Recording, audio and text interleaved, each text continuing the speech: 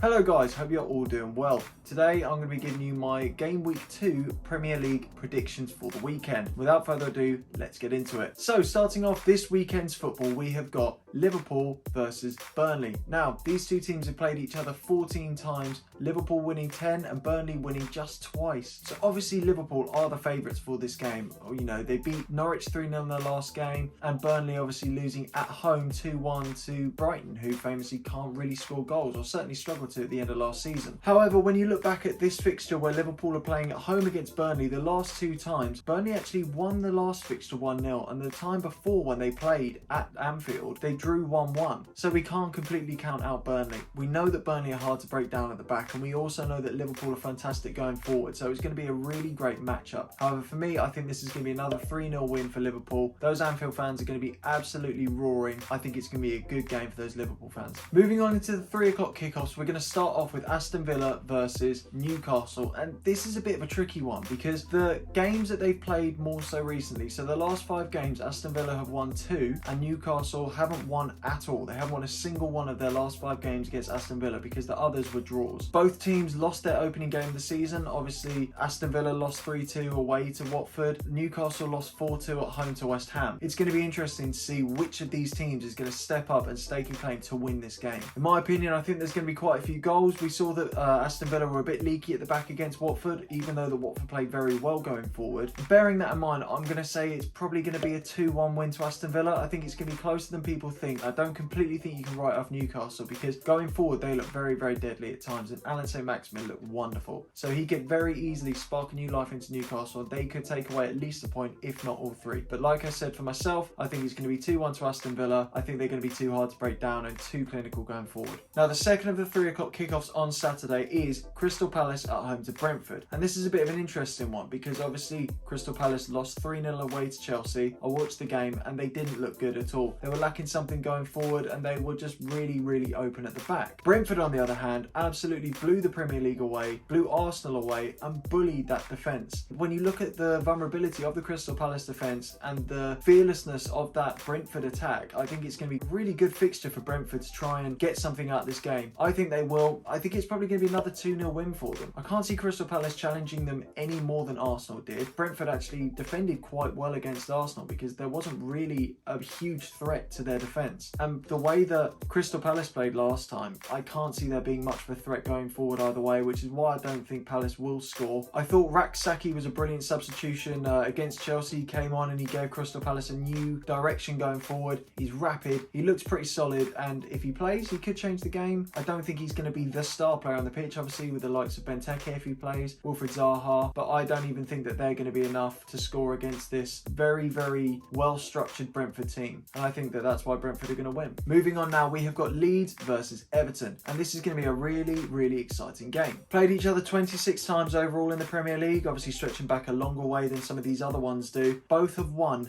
8 times. Their head-to-head over history is already very close, and going into this game, I think they're quite evenly matched teams, so it's really difficult to predict. Last season, Leeds only managed to score 1 goal in both of their games. They won 1-0 in the first game against Everton and they lost 2-1 in the second. With that being said, with Leeds, you always know that there's going to be goals. However, Rafa Benitez is renowned for his defensive structure, so it's going to be difficult for Leeds to penetrate, and we saw how much they struggled against Manchester United when teams are compact and when there's not a lot of space for them to penetrate. Everton looked quite good going forward. They were a little bit shaky at the back at the start when they gave away that goal for Adam Armstrong to score, so I'm curious to see whether Leeds will be able to pounce on those kind of chances and really, really make them pay for that. That being said, I don't actually think that it's going to be a hugely high scoring game. I'm half tempted to favour Leeds, but at the same time, there's part of me that thinks that Everton could just about win it. I'm going to go for a 1-1 draw. I can't quite pick these two teams apart. They've both got capable squads that could just about easily nick a winner in this game. It could go either way, but for me, I think it's going to be a draw. Now, moving into the last of the 3 o'clock kickoffs on Saturday, we've got Manchester City at home to Norwich. This is a bit of an interesting fixture because on paper, Manchester City are by far the favourites. However, they were also the favourites against Tottenham and they couldn't manage to do the job. Their last game in 2020, Manchester City beat them 5-0. However, obviously the game before that was that infamous win for Norwich where they beat them 3-2 at home. However, this is now at the Etihad Stadium. You're going to have all of those fans back in the stadium cheering on their team, all 72 of them. That's a joke. And it's going to be it's going to be an interesting fixture to try and unpick because Manchester City underperformed in their last game, as did Norwich when they got blown away 3-0 by Liverpool. They lacked that clinical sort of flair that you need. There was no character going forward. So with that being said, I think Man City are going to be way too much for Norwich to deal with. I don't think it's going to be as big as the 5-0 win of last time, but I'm going to go for 4-0 to Manchester City. Now we've got the last of the Saturday games going on here, and we've got Brighton and Hove Albion at home to Watford at 5:30. Now in their last 5 games across various different seasons, Brighton have won 2, Watford have won 1, and the rest have been draws. So it's pretty evenly matched, and I think going into this game, even now, it is quite evenly matched. We've already spoken about how Brighton managed to beat Burnley at their own ground. Watford actually conceded the least amount of goals in the Championship last season, with just 30. And you think about the amount of extra games they've got to play compared to the Premier League, that's better than a lot of the Premier League teams, even the ones high up the table and in the top 4. In fact, it's actually less goals than anyone in the Premier League managed to concede last season. The fact that Brighton have already shown that they can break down these teams, although admittedly it wasn't the most convincing of results, I think we've got a really good fixture on our hands here. This is a difficult one to call because obviously Watford upset the odds by defeating Aston Villa at home, but also Brighton to a degree upset the odds by managing to beat such a robust defence. Again, I think this is a really difficult one to call. I can't quite see Brighton nicking this one. So for me, I'm going to go with 0-0, but I'm very open to the fact that Watford could easily score and could potentially take this game. Moving into the Sunday games, we start the day off with Southampton versus Manchester United. Obviously, last time these two teams played each other was that infamous 9-0 victory for Manchester United. The odds are already heavily in their favour, especially after thrashing Leeds at the weekend. In their last 5 games, they've won 3, including the 9-0 win, and they drew the other 2, so they are unbeaten in their last 5 games against Southampton. With Southampton losing their last 3 Premier League games, including the hangover from last season, and the fact that their squad is significantly weaker without Danny Ings, I can't see them scoring many goals, if any. The solidity of Manchester United against Leeds was really impressive. I think we could be on for another giant killing here, and I'm going to go with 3-0 to Manchester United. It's not going to be a happy day at St Mary's Stadium unless you're a Manchester United fan, but that's football. The other early kickoff is Wolverhampton Wanderers versus Tottenham Hotspur, and this is quite an interesting game because it sees Nuno Espirito Santo going back to his former club and seen to take revenge. In their last 5 games, both teams have won 2 and drawn 1 against each other, so that already adds a little bit of spice, but I think that it's just a bit too much for Wolverhampton Wanderers to take on at this point. Spurs are going to be riding high off the back of that win against Manchester City. Depending on whether they rotate for the European game that they've got going on this week, how much of a hangover is going to play into the game on Sunday, Wolves are going to struggle, especially after losing their opening game of the season against Leicester.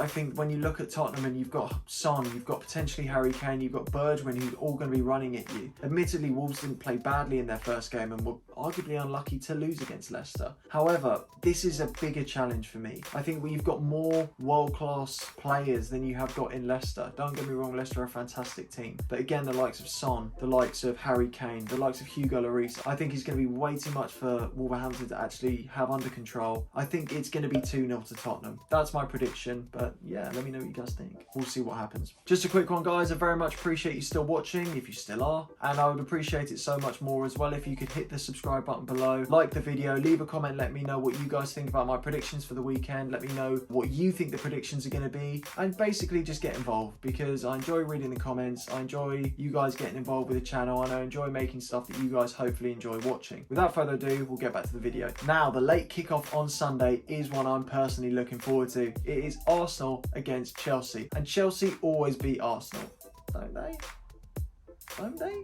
Well, actually, no, they don't, because in our last 5 games, Arsenal have won 3, Chelsea winning 1, and us both drawing 1. And ultimately this season Chelsea are a different breed, I think. Looking at the way that we were so relentless against Crystal Palace and looking at the lacklustre performance Arsenal put in against Brentford, I can't help but feel like Chelsea are going to run away with this. Obviously, you look at the last few games, it's a bit of an undercooked squad with Frank Lampard. We had some good moments, but ultimately never really managed to finish the job. However, under Thomas Tuchel, a proven winner, I can't help but see no other result than Chelsea winning, and winning comfortably as well. well. I think if Lukaku starts, even if he comes off the bench, I think he's going to absolutely bully that Arsenal defence, and I could see it being big for Chelsea. My prediction for this game is 3-0 to Chelsea. I don't see a way where we're going to concede against Arsenal. I think that we're going to be so relentless against such a vulnerable defence that they're not going to be able to handle us. It could easily be a couple of less goals depending on how deadly Chelsea are on the day. And obviously I appreciate the fact that Arsenal are a different team to Crystal Palace, but I think if they perform anywhere as close as they did in the last game, if they don't improve, I just can't help but see any other way than Chelsea just completely annihilating them. And that takes us into our last game of the Premier League weekend. It's a Monday kickoff. It is West Ham United versus Leicester City. West Ham won their last 2 games of this fixture, Leicester winning the 2 before and them drawing the 1 before that. So it's an even spread. However, West Ham obviously have shared the more recent success in this fixture. Having all of those West Ham fans back at the Olympic Stadium is going to be crucial for West Ham in trying to give their players a boost. They performed so brilliantly last season. I think you're going to see a slightly different atmosphere in the Olympic Stadium. There's going to be less negativity and more support for David Moyes, more support for those players who are playing for the shirt, and I think that's going to be a big boost for them against Leicester. With that being said, you've got players like Jamie Vardy, Iheanacho, players who love to come and upset the party. They love to come and spoil the fun, and I think it's going to be quite a goal-scoring fest because West Ham last time looked leaky at the back against Newcastle. Leicester,